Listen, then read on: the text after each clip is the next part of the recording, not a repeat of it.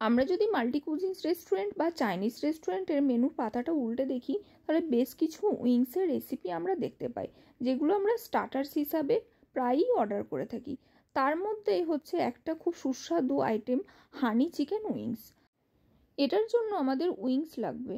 যে কোনো চিকেনের দোকানে যদি চিকেনওয়ালা দাদাগুলোকে বলা হয় যে আমাকে কিছুটা উইংস দিন, তাহলে ওনারা হচ্ছে উইংসের পার্টটাকে কেটে দিয়ে দেবে। হ্যাঁ, উইংসের হচ্ছে মোটামুটি এই যে লম্বা পার্টটা দেখতে পাচ্ছেন কাট করলাম, ওটাকে দুভাগে ভাগ করতে হবে। যদি 3টে উইংস নিই তাহলে 6টা হবে। হ্যাঁ, এ কাটা হয়ে গেলে এটাকে ভালো করে ধুয়ে এটাকে ম্যারিনেট করে দিচ্ছি। আদা রসুনের পেস্ট, লবণ, গোলমরিচের একটু গুঁড়ো আর হচ্ছে লেবুর রস দিয়ে। তার সঙ্গে একটু সয়া সস যদি থাকে তাহলে দেবেন, যদি না থাকে তাহলে কোনো প্রবলেম নেই গো। এবার এটাকে ভালো করে ম্যারিনেট করে মোটামুটি আধা ঘন্টা রেখে দিতে হবে।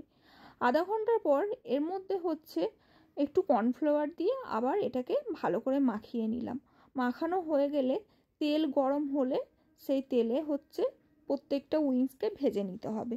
হ্যাঁ, এমনভাবেই ভাজতে হবে, একটু লো মিডিয়াম ফ্লেমে ভাজাটাই ভালো, তাহলে এটা সিদ্ধও হয়ে যাবে, কারণ যেহেতু বোন আছে। একটা গ্রিন ক্যাপসিকামের অল্প একটু অংশ নিয়ে সেটাকে ছোট্ট ছোট্ট করে কেটে নিচ্ছি। যেভাবে আমি কাটছি এভাবেই কাটবেন, বেশি বড় করে কাটার দরকার নাই। আর একটা পেঁয়াজও নিয়ে ক্যাপসিকামের মতন আকারেই সেইভাবেই কেটে নেওয়া হলো। এখানে বেশি পেঁয়াজ দেওয়ার দরকার নেই, একটা পেঁয়াজ দিলেই হবে। একটা কড়াইয়ে সাদা তেল নিলাম। সাদা তেল নেওয়ার পর আদা রসুনের কুচি দিয়ে দিলাম। কুচি দেওয়ার পর ওটা হচ্ছে একটু ভেজে নেওয়ার পরে হচ্ছে কেটে রাখা ক্যাপসিকাম আর পেঁয়াজটা দিয়ে দিলাম। এটা বেশি ভাজলে হবে না। তারপরেই ওখানে 2 টেবিল স্পুন টমেটো সস আর 1 টেবিল স্পুন হচ্ছে গ্রিন চিলি সস দিয়ে দিলাম। স্বাদ মতন লবণ, অল্প একটু চিনি আর গোলমরিচের গুঁড়ো দিয়ে ভালো করে এটাকে নাড়তে হবে। 1 মিনিট মতো নাড়লেই হবে। এটা লো ফ্লেমে নাড়তে হবে। তারপরে 1 টেবিল স্পুন ভিনিগার দিয়ে আবার একবার নেড়ে নিলাম।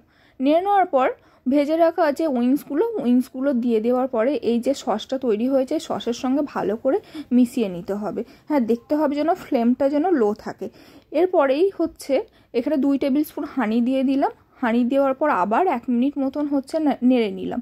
হ্যাঁ, আমাদের খেয়াল রাখতে হবে যেন নিচে থেকে লেগে না যায়। তাহলেই তৈরি হয়ে গেল এখানে উইংস। এটা খেতে একদমই রেস্টুরেন্টের মতনই হবে, কথা দিচ্ছি রেস্টুরেন্টের থেকেও ভালো হবে।